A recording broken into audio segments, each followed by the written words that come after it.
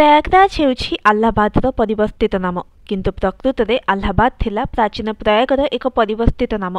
कारण प्रयाग एक प्राचीन और पुराण प्रसिद्ध नाम। भारत में मुसलमान शासन समय से नाम को परिवर्तन करी आह्लाबाद बा इलाहाबाद कर जाइथिला। एहार अर्थ ईश्वरंकर नगर।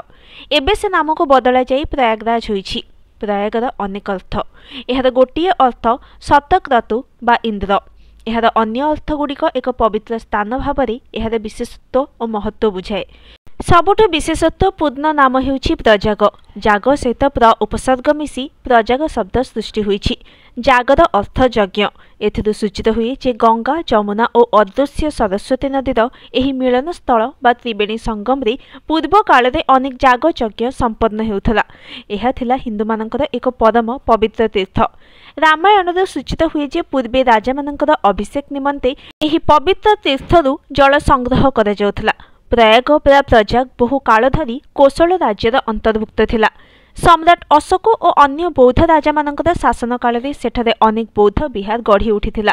मत्स्य पुराण रे एहार महात्म्य वर्णित होइछि। सेथिरे एहाको प्रजापति क्षेत्र कुहाଯାଇछि।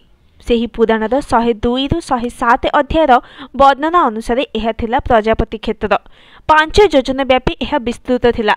रामायण रे उल्लेख अछि जे वन गमन काल रे रामचंद्र सेठारे थिबा भरद्वाज मुनिक आश्रम रे किछि काल अवस्थान करिथिले। बलराम दासकर दांडी रामायण रे मध्य एहा वर्णना अछि। भरत स्त्री नाम को फेराई नेबाकु जाई सेठारे पहुंचीथिले एवं भरद्वाज मुनि तांकु एवं तांकर अनुचर मानंकु अनेक ओडिया खाद्य द्रव्य रांधि परसिथिले। सेठारे अछि एक अक्षय बट। ख्रीष्टीय सप्तम शताब्दी हुएंसा भारत आसीथिबा बेले सेही बट वृक्ष को देखि ताहार वर्णना करिसेंती। मत्स्य पुराण अनुसार माघ मासरे प्रयाग बा प्रजागर त्रिवेणी संगम रे बहु तीर्थ वास करती। तेणु मकर संक्रांति रे सेठारे प्रति वर्ष माघ स्नान होइथाय। प्रति 6 वर्षरे थरे अर्धकुंभ और प्रति 12 वर्षरे थरे पूर्ण कुंभ स्नान और मेला हुए। Bureau report news today.